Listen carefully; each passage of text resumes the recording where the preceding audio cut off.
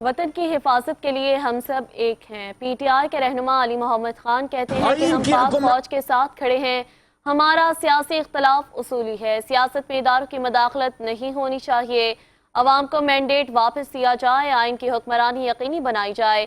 تحریک انصاف کا کل کا جلسہ پر امن ہوگا۔ کے پی پنجاب، جی بی اور سندھ سے قافلے جلسے میں شرکت کریں گے۔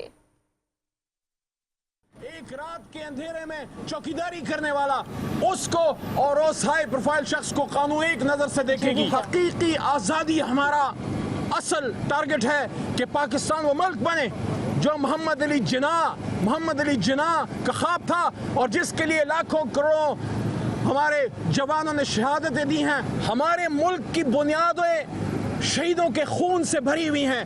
ان شہیدوں کے خون کا تقاضا یہ ہے کہ پاکستان میں وہ شخص بیٹھے پاکستان کی وزیر اعظم کے سنگھاسن پہ کہ جب وہ بات کرے تو دنیا سنے، وہ جھک کے نہ ملے، وہ سینہ تان کے ملے، ہاتھوں میں تسبیح لیے آنکھوں میں آنکھیں ڈالے، وائٹ ہاؤس میں ہو یا لنڈن میں ہو یا یونائٹڈ نیشنز میں ہو، ہر جگہ حضور نبی کریم صلی اللہ علیہ وسلم کی حرمت، شان رسالت، امت مسلمہ، کشمیر، فلسطین کی بات کرنے والا شخص جب وزیر اعظم ہوگا، ان شہیدوں کے خون کا قرض اترے گا۔